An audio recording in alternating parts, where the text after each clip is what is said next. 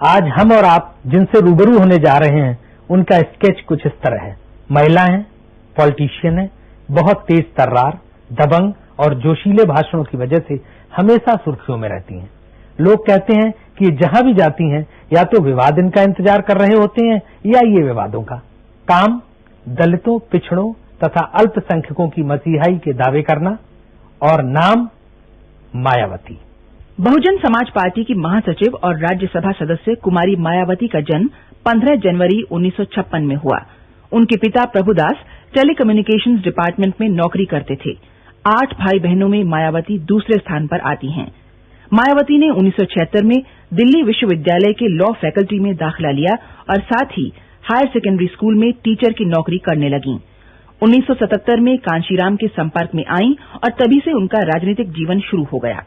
School की नौकरी के साथ साथ वे कांशीराम के साथ सभा सम्मेलनों में आने लगीं। तब Kanshiram all India backward and minority communities employees federation नामक नॉन पॉलिटिकल ऑर्गेनाइजेशन चला रहे थे। 14 अप्रैल 1984 को बहुजन समाज पार्टी के गठन के बाद मायावती ने स्कूल की नौकरी से इस्तीफा दे दिया। 1984, 85 और 87 में वह क्रमशः उत्तर प्रदेश के कैराना, बिजनौर और हरिद्वार से लोकसभा चुनाव में बहुजन समाज पार्टी की उम्मीदवार बनी, लेकिन तीनों बार हार गईं। 1989 के आम चुनाव में मायावती बिजनौर से बहुजन समाज पार्टी की पहली मेंबर ऑफ पार्लियामेंट बनी। 1991 में हुए मध्यावधि चुनाव में उन्हें अपनी सीट खोनी पड़ी।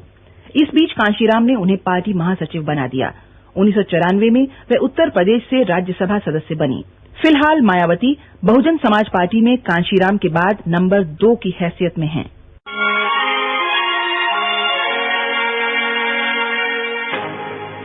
मायावती जी, आपकी आईएएस अफसर बनने की तमन्ना थी, लेकिन आप राजनीति में आकर कहां फंस गई?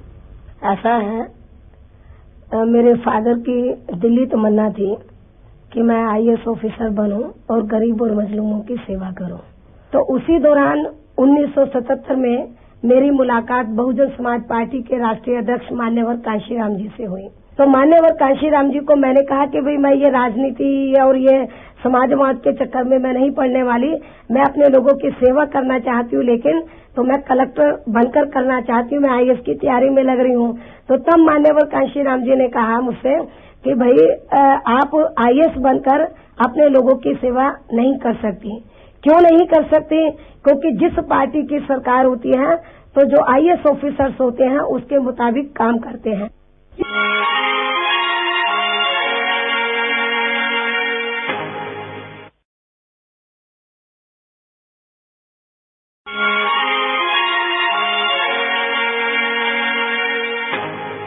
जिसकी सरकार होती है उसके इशारे पर चलती है। तो मैं आपको एक जिले का कलेक्टर नहीं, इतना बड़ा राजनीतिक नेता बनाना चाहता हूँ कि जिले का कलेक्टर आपके सामने फाइल लेकर खड़ा है। तो इसलिए मैं आपको बताना चाहती हूँ, मुझे मेरे बात की बात तो समझ में नहीं आई, लेकिन मान्यवर कांशीराम जी की बात समझ में आई। मान्यवर कांशीराम जी ने, उनके साथियों ने मुझे मौका दिया और मैं आज बड़ी नेता भी बनी हूँ। और आज मैं महसूस कर रही हूँ कि आईएएस ऑफिसर आज मेरे सामने फाइल लेकर खड़े रहते हैं। आप कहती हैं कि आईएएस ऑफिसर आपके सामने फाइल लेकर खड़े रहते हैं। आप तो मंत्री भी नहीं है, आईएएस ऑफिसर क्यों आपके पास खड़े रहते हैं? ऐसा नहीं लगता कि संविधान के खिलाफ ये बात भी? मैं आपको ये बताना चाहती हूँ कि उत्तर प्रदेश में सपा बसपा गठबंधन की सरकार है, तो मैं उत्तर प्रदेश की प्रभारी भी हूँ, अपनी पार्टी के ऑल इंडिया के जनरल सेक्रेटरी होने के साथ साथ, और उत्तर प्रदेश में की प्रभारी के साथ साथ मैं मेंबर पार्लियामेंट भी हूँ। तो जब हमारी गठबंधन की सरकार है और मैं उत्तर प्रदेश की प्रभारी हूँ, तो यदि कोई अधिकारी गलत काम करता है तो मेरी जिम्मेवारी बनती है कि मैं उससे पूछताछ भी कर सकूं। आपको लगता है कि धीरे धीरे पार्टी आपके कब्जे में आ रही है और आप नंबर 1 नेता हो सकती हैं आगे इसकी? ऐसी कोई बात नहीं है, लेकिन यह बात जरूरी है कि मान्यवर कांशीराम जी ने तो अपने बाद मुझे दूसरे नंबर पे तैयार किया है, पार्टी का ऑल इंडिया का जनरल सेक्रेटरी बनाया। उनकी दिल्ली भी तमन्ना है कि मेरे बाद मायावती इस मिशन को संभाले। आपकी क्या प्रधानमंत्री बनने की इच्छा नहीं है कभी जिंदगी में? मैं तो कभी ये इच्छा बनने के ऊपर ज्यादा मैं विश्वास नहीं रखती। नहीं, जैसे आईएएस बनने का आपका बड़ा मन था, तो प्रधानमंत्री बनने का मन ही नहीं होता? मैं आपको बताया ना कि जब मैं मेहनत और लगन के साथ लगी रहूंगी तो दलित शोषित समाज के लोग मुझे जरूर उस कुर्सी पर ले जाएंगे। आपको इंदिरा गांधी की तरह की राजनीति पसंद है? नहीं, मुझे इंदिरा गांधी की तरह की राजनीति पसंद नहीं है, क्योंकि इंदिरा गांधी गांधीवादी थी, मैं अम्बेडकरवादी हूँ।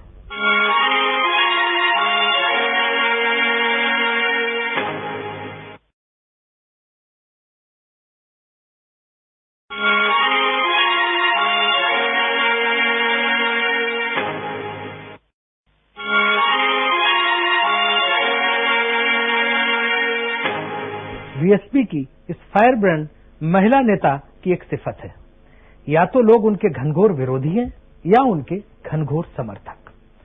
वैसे तो ऐसे लोगों की एक लंबी सूची है, लेकिन हमने उनमें से कुछ से बात की है।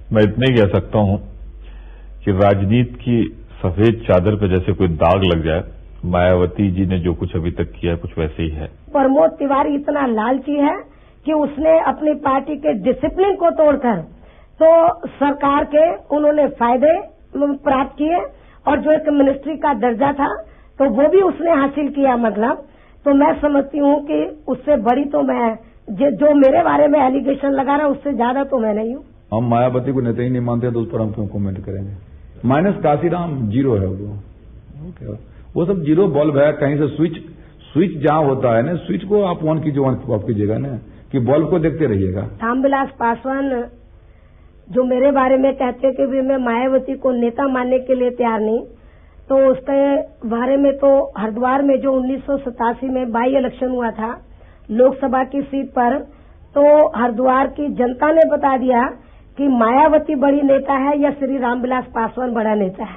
श्री रामविलास पासवान की शादी एक अनुसूचित जाति की लड़की के साथ हुई थी, तो जब वो बड़ा नेता बन गया तो उसने अपने समाज की, अपनी बिरादरी की लड़की को छोड़कर उसने हाई कास्ट की औरत से शादी कर ली। तो जो रामविलास पासवान अपनी बिरादरी की लड़की का हितैषी नहीं हो सकता, वो समाज का हितैषी क्या होगा। मायावती के बारे में मैं कुछ कहूं, मैं उसमें अपनी प्रतिष्ठा नहीं तौहीनी मानता हूं। वो राजनीति में है, लेकिन जिस तरह का व्यवहार उनका है, हमें समझते किसी सभ्य राजनीति के माहौल में वो राजनीति करने के लायक है। एनडी तिवारी हो या के तिवारी हो या प्रमोद तिवारी हो, ये सारे एक ही थैली के चट्टे बट्टे हैं। मायावती को राजनीति की दृष्टि से हम एक बहुत बहादुर महिला मानते हैं, जिन्होंने खुल करके और गरीबों की बात कही, और कहीं भी उन्होंने वोट की परवाह नहीं की है, स्वार्थ की परवाह नहीं की।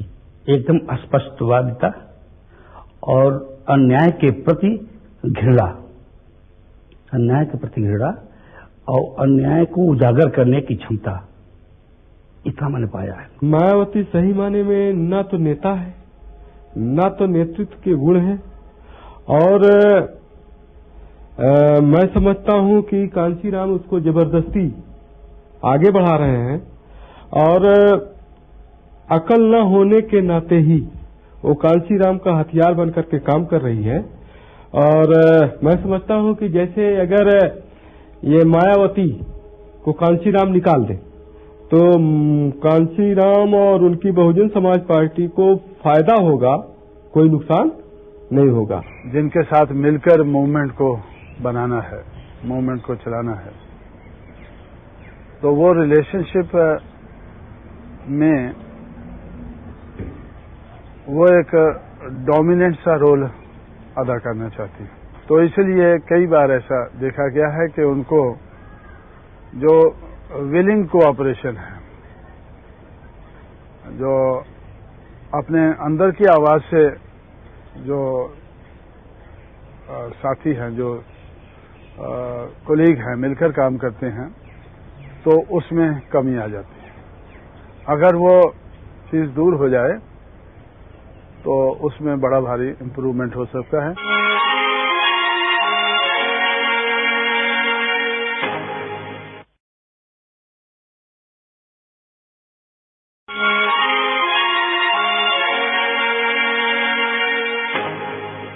अब हम मायावती की पर्सनालिटी के अन्य और दिलचस्प पहलुओं पर नजर डालेंगे, लेकिन थोड़ा इंतजार कीजिए एक ब्रेक के बाद।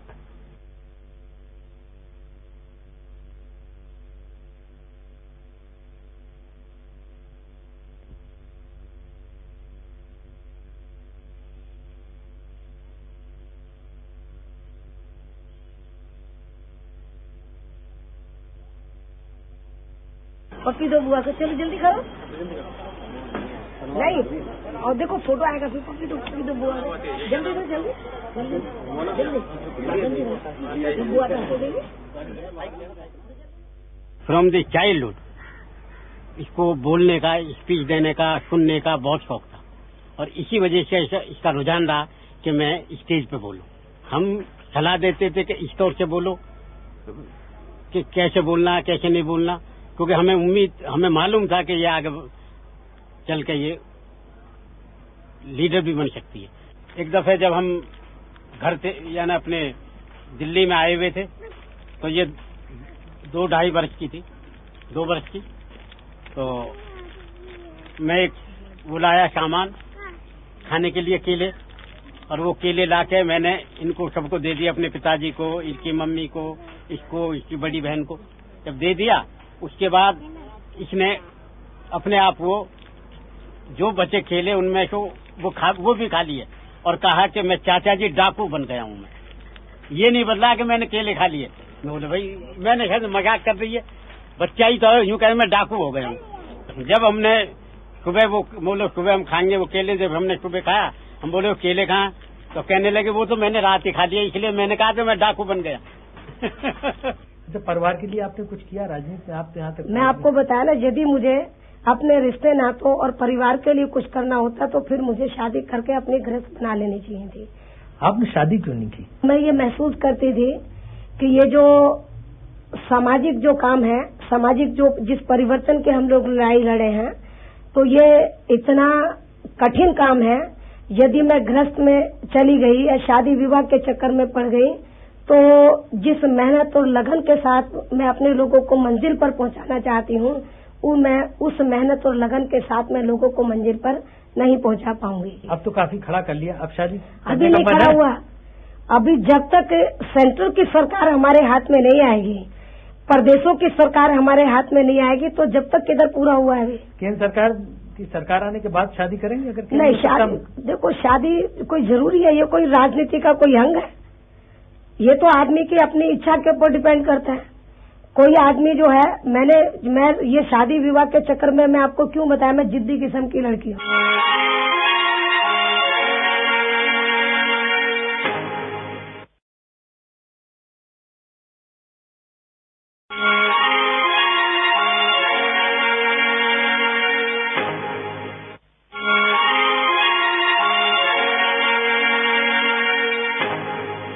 मायावती की लाइफ स्टाइल का जहां तक सवाल है, समझ में नहीं आता है कि क्या कहा जाए।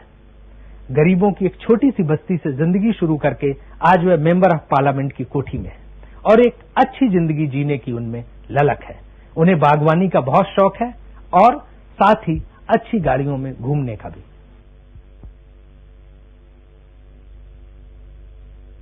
दिल्ली की एक गरीब बस्ती में पली बढ़ी मायावती अब एक शानदार जिंदगी जी रही हैं। वे अभी तक अविवाहित हैं और कांचीराम के साथ एक ही सरकारी बंगले में रहती हैं।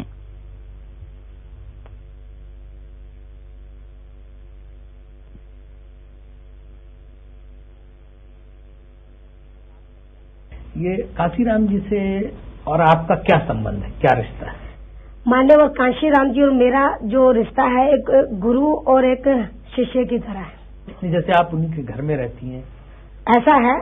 मान्यवर कांशीराम जी तो बाद में मेंबर पार्लियामेंट बने हैं, पहले मैं मेंबर पार्लियामेंट। वो आपके घर में रहते हैं? तो उधर दफ्तर भी था मान्यवर कांशीराम, वो पार्टी का ऑफिस भी था और उधर वो रहते भी थे। मतलब और ना मायावती कभी दिल्ली में रहती, ना मान्यवर कांशीराम जी रहते, हम तो घूमते रहते हैं। ये पॉलिटिक्स के अलावा जो टाइम बचता है उसमें क्या करती हैं? नहीं, मैं पॉलिटिक्स के अलावा जो टाइम बचता तो वो भी मैं टाइम पहली बात हमारे पास बचता ही नहीं है, तो मैं क्या करूंगी। हमारे पास जो भी टाइम बचता तो फिर और आगे की प्लानिंग के बारे में सोच लेते हैं। पॉलिटिक्स के अलावा भी कोई शौक है आपका? हाँ, थोड़ा घना शौक है मुझे गार्डनिंग का। नेचर से मुझे बहुत प्यार है। कभी कभी खाना वाना बनाने का मन नहीं होता आपको कि किचन में जाएं खाना बनाएं? ऐसा है, वैसे मुझे खाना तो बहुत अच्छा बनाना आता है, तो लेकिन मैं आपको बताया ना कि यदि मैं खाना बनाने में अपना समय खर्च करूंगी तो उतना समय यदि मैं समाज पे लगा दूं तो समाज को ज्यादा फायदा पहुंच सकता है। सब बढ़िया चल रहा है? अधिकारी ठीक है? अधिकारी ठीक है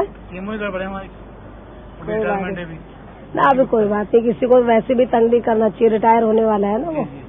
अब तो मेरे ख्याल उसके 2-3 महीने रह गए होंगे। उसने मेरे से ये रिक्वेस्ट किया कि बहन जी पता नहीं मैं किधर जाऊंगा, मैं जनवरी में रिटायर होने वाला हूँ, तो फिर मैंने उसका ट्रांसफर कैंसिल कराया। तो ये हमारे पूरे परिवार को बिल्कुल मारने के लिए तो हम सोचते हैं हमारे चलो छोड़ो, तो ऐसे आप लोग गीदड़ बन के रहोगे तो काम कैसे चलेगा है? तो जब आपके परिवार के लोगों को लोग मार रहे हैं तो आपके पीछे समाज खड़ा होना चाहिए ना। कुछ तो निजी दुख दर्द होंगे, वो किसके साथ आप बांटती हैं? यदि मेरे को कोई तकलीफ होती है, बीमारी होती है तो डॉक्टर को बोल देती हूँ दवा दे दो मतलब, और बाकी समय मेरा मिशन में लगता है। लेकिन कभी कभी आपको अकेलापन नहीं महसूस होता? अकेलापन उसको महसूस होगा तो जिसकी मेहनत और लगन में कुछ दोगला रवैया होगा। जिसकी मेहनत और लगन सच्ची तमन्ना से नहीं होगी उसको महसूस होगा, क्योंकि हम ये जो दलित शोषित समाज को तैयार करना ये बच्चों का खेल नहीं है, बहुत कठिन काम है।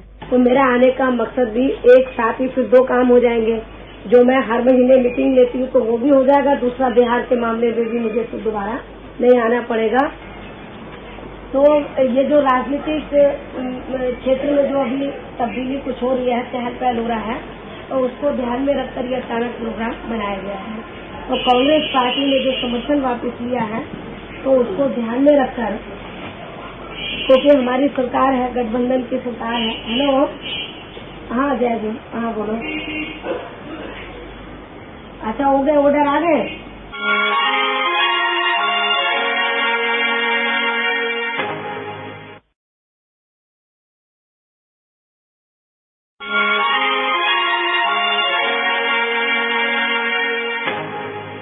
पॉलिटिकल कैरियर, परिवार, रहन सहन, शौक और लोगों की राय, मायावती के व्यक्तित्व के ये तमाम पहलू हमने देखे, लेकिन उनकी पर्सनालिटी का सबसे दिलचस्प हिस्सा है उनका विवादों में घिरा रहना।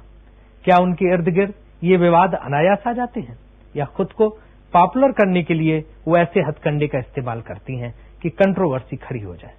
तो आइए उनके साथ जुड़े विवादों पर एक बेबाक नजर डालें, मगर ब्रेक के बाद।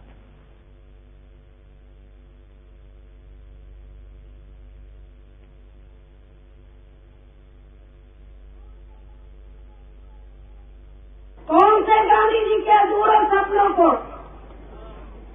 कि जिस गांधी जी ने इस देश के अंदर सड़ी गली मनुवादी व्यवस्था को टिकाए रखने के लिए पूरी कोशिश की। गांधी जी चाहते थे कि मनुवादी व्यवस्था के आधार पर जातिवाद बना रहे, छुआछूत बना रहे और छोटे लोग अपने पैरों पर नहीं खड़ा हो सके। कुमारी मायावती से जुड़ी सबसे बड़ी कंट्रोवर्सी है उनका महात्मा गांधी को भला बुरा कहना। इसलिए बाकी राजनीतिक दल उनके पीछे पड़े हुए हैं, पर वह आज भी गांधी के बेहद खिलाफ हैं। विचारों पर कोई रोक, जनतंत्र है यहाँ। लेकिन अब महात्मा जी जैसे व्यक्ति पर जिन शब्दों का प्रयोग वो करती रही हैं महात्मा जी के लिए, इस देश के करोड़ों करोड़ लोग, इस देश ही नहीं दुनिया के, हम समझते हैं दुनिया के करोड़ों लोगों के भावनाओं को आहत करना ये राजनीति नहीं है। जिस तरह से उनके बयानात महात्मा गांधी जी के लिए या राष्ट्र के शीर्ष नेताओं के लिए सुनता हूं, मुझे बहुत पीड़ा और तकलीफ होती है। किसी को जिसने आजादी की लड़ाई में कुछ न किया हो, जिसका देश के निर्माण में कोई योगदान न हो, उसे कोई अधिकार नहीं है कि उन महापुरुषों के खिलाफ ऐसी वाणी का प्रयोग करे। ये उनकी असंसदीय परंपराओं को ही दर्शाता है। ये गांधी जी के ऊपर जब कंट्रोवर्सी हमारी सरकार बनने के बाद जब ये शुरू हुई तो मैंने प्रेस मीडिया के लोगों को भी ये कहा था कि गांधी जी के चेले जो ये कहते हैं कि शूद्रों को गांधी जी ने, हरिजन एक अच्छा नाम दिया, ईश्वर के जन का है, तो मैंने ये कहा था प्रेस मीडिया के लोगों को कि यदि गांधी जी ने हमारे लोगों को ईश्वर के जन का है, ईश्वर के इंसान का है, तो हमारे लोगों को छोड़कर तो क्या ब्राह्मण बनिया ठाकुर या क्या ये शैतान जन है या किसी ये शैतान की औलाद है? मतलब बयान भी बहुत बढ़िया दिया बहन जी ने, बहुत बढ़िया बयान दिया। उनका कहना है कि यहाँ दो तरह विचारधारा है, एक गांधीवाद और दूसरा अम्बेडकरवाद। देखिए ऐसा है, इतिहास से छेड़छाड़ तब करनी चाहिए जब उसकी पूरी समझ हो। आधी समझ से पूरे इतिहास को उधेड़ने की कोशिश कोई आदमी करेगा तो नुकसान होगा। गांधी जी को आपने पढ़ा है सचमुच, या उनके विचारों को थोड़ा थोड़ा सा पढ़ के और ऐसे ही उनको गालियां देनी शुरू कर दी? मैं गांधी जी को कभी गाली मैं नहीं दी, ना मैं गांधी के खिलाफ हूँ, मैं गांधीवाद के खिलाफ हूँ। जो गांधी जी की विचारधारा थी वो दलित शोषित समाज के हित में नहीं है, क्योंकि गांधी जी जबरदस्त वर्ण व्यवस्था के समर्थक थे। और वर्ण हरिजन का लफ्ज मेरे से इस्तेमाल मत करो, नहीं तो फिर मैं आपको भी सीधा सीधा सुना दूंगी फिर।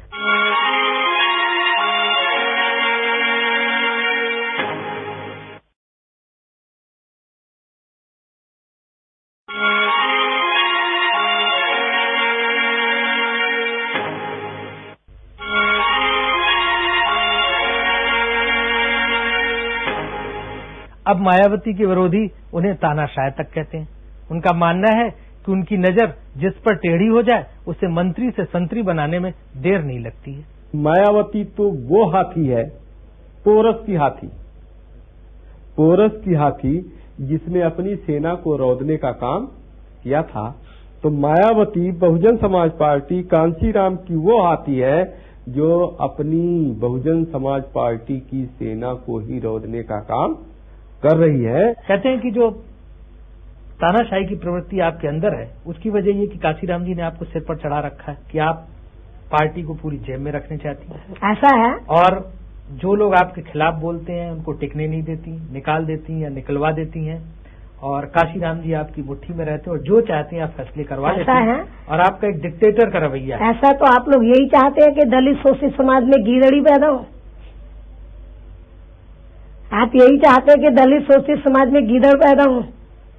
तो मायावती बहुत स्पष्टवादी है, तो इधर उधर की बात ना करके वो सीधा कह देती है, तो कुछ लोगों को अच्छी लगती है, कुछ लोगों को बुरी लगती है। जहां तक डांटने का और ये जो स्टेशन के फोटो छापने का सवाल है और उसको लिखने का, मैंने आपको बताया है, जो मनुवादी प्रेस मीडिया के लोग हैं उनका काम हमेशा उल्टा काम करना होता है। एक तरफ तो वो खुद ही मनुवादी परंपरा का विरोध करती हैं और दूसरी तरफ एक मनुवादी मायावती संस्करण के रूप में वो प्रस्तुत करती है। जैसे मैंने सुना है कि अकेले वो कुर्सी पे बैठती, कोई मंत्री या कोई वरिष्ठ आदमी उनके सामने कुर्सी पे नहीं बैठ सकता। मायावती मंत्रियों को जमीन पर बैठाती थी, सचिव कुर्सी पर बैठता था।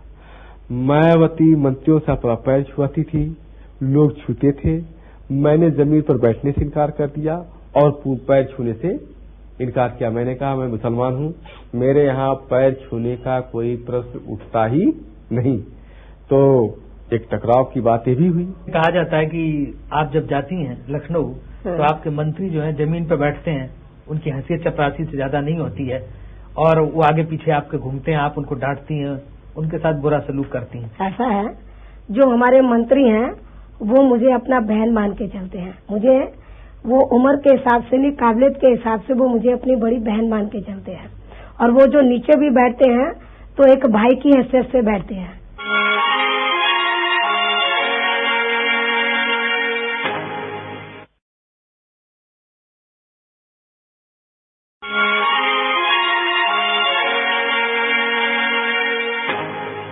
वैसे तो उत्तर प्रदेश के मुख्यमंत्री मुलायम सिंह यादव हैं, लेकिन मायावती की इस सरकार में जितनी चलती है उसे देखकर लोगों ने उन्हें सुपर चीफ मिनिस्टर कहना शुरू कर दिया है।